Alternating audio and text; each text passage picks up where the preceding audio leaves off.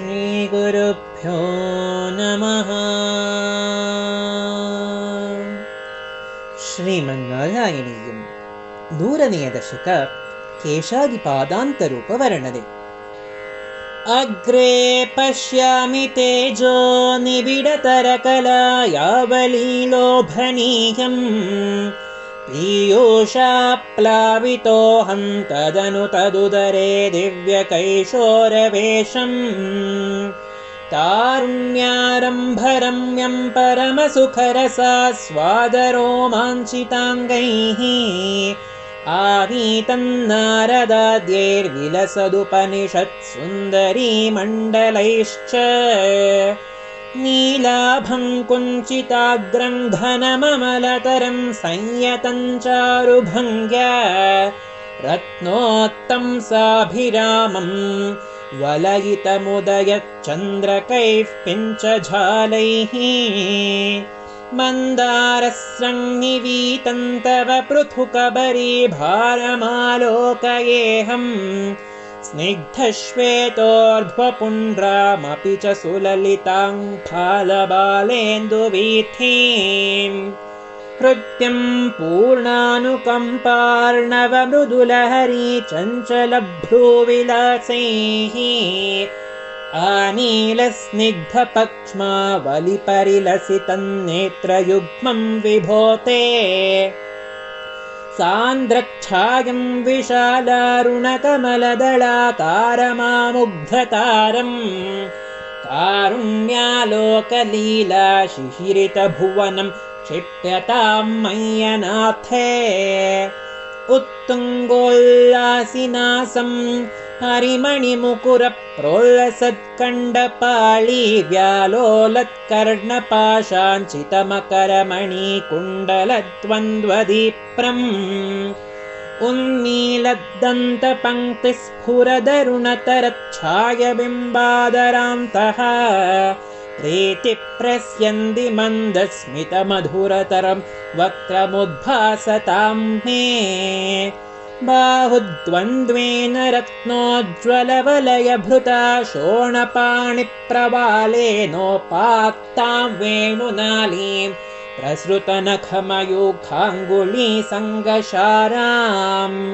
ಕೃತ್ವಾ ವಕ್ರಾರವಿಂದೇ ಸುಮಧುರವಿಕಸದ್ರಾಗಮುದ್ಭಾವ್ಯಮಾನೈಃ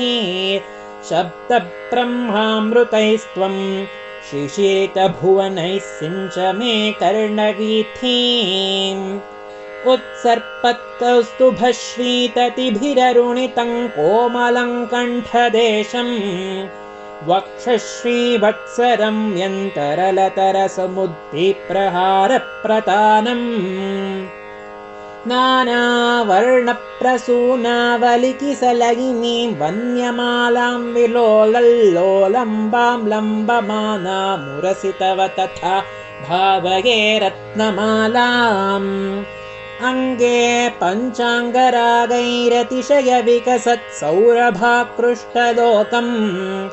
ಲೀನಾನೇಕತ್ರಿಲೋಕೀ ವಿತತಿಮಪಿ ಕೃಶಾಂ ಬಿಭ್ರತಂ ಮಧ್ಯವಲ್ಲೀಂ ಶಕ್ರಾಶ್ಮನ್ಯಸ್ತತಪ್ತೋಜ್ವಲಕನಕನಿಭಂ ಪೀತಚೇಲಂದಧಾನಂ ಧ್ಯಾಯಾಮೋ ದೀಪ್ತರಶ್ಮಿಸ್ಫುಟಮಣಿರಶನ ಕಿಂಕಿಣೀಮಂಡಿತಂ ತ್ವಾಂ ಊರೂ ಚಾರೂತವೋರೋ ಘನಮಸೃಣರುಚೌ ಚಿತ್ತಚೋರೌರಮಾಯಾಃ ವಿಶ್ವಕ್ಷೋಭಂ ವಿಶಂಕ್ಯ ಧ್ರುವಮನಿಶಮುಭೌ ಪೀತಚೇಲಾವೃತಾಂಗೌ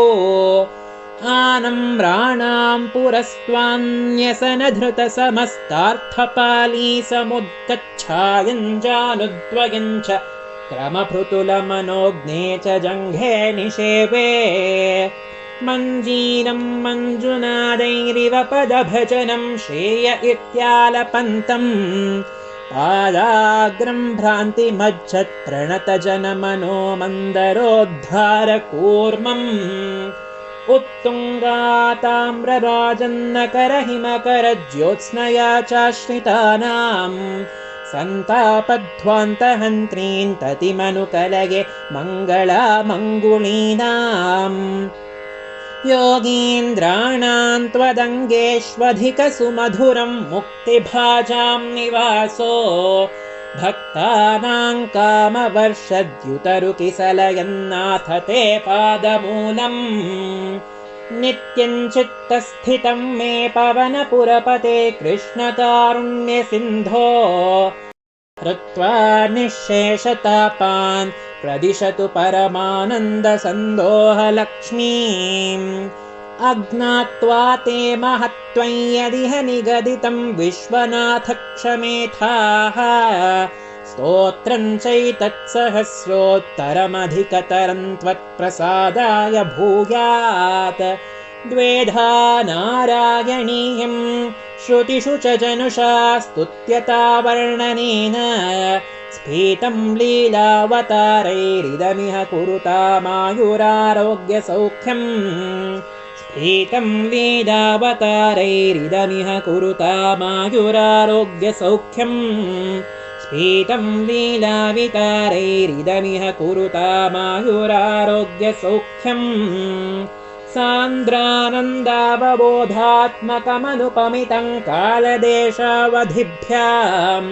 निर्मुक्तं नित्यमुक्तं निगमशतसहस्रेण निर्भास्यमानम् अस्पष्टं दृष्टमात्रे पुनरुरुपुरुषार्थात्मकं ब्रह्मतत्त्वम् तत्तावद्भाति साक्षात् गुरुपवनपुरे हन्तभाग्यं जनानाम् गोपिका जीवनस्मरणं गोविन्द गोविन्द नारायण अखिलगुरो भगवन्नमस्ते श्रीकृष्णार्पणमस्तु।